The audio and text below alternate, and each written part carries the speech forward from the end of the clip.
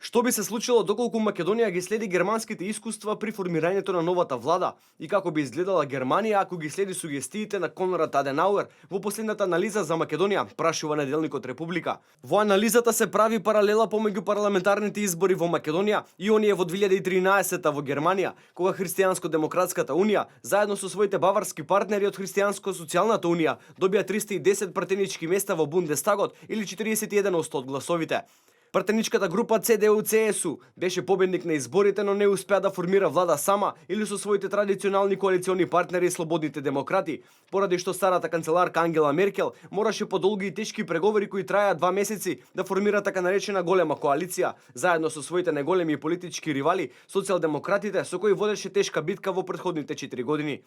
При формирањето на германската голема коалиција во 2013 година, представниците на CDU-CSU изјавија дека се договориле за 3 главни точки на новата коалиција: стабилно финансирање, обезбедување на економски раст преку наменување на даноците и социјална сигурност. Влеговме во разговори за нова влада со различни идеи, затоа толку долго траеа преговорите. Имаме добра шанса во 2017 година да кажеме дека на граѓаните им е подобро од денес.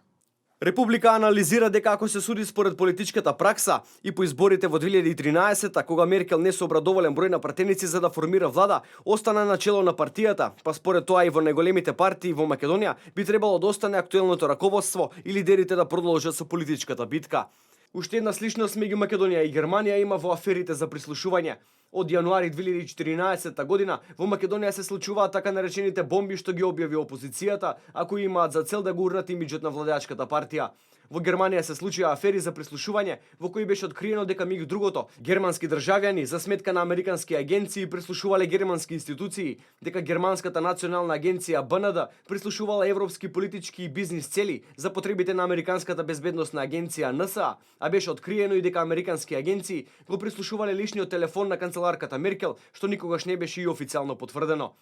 Бидејќи на последните избори Ангела Меркел немаше апсолутно мнозинство и имаше пат на поддршката, доколку Германија ги послушаше препораките од последната анализа на Конрад Аденауер, тогаш Меркел требаше да иницира внатрепартијски реформи и смена на раководството на партијата, предлог кој владеачката CDU не го прифати, анализира Република.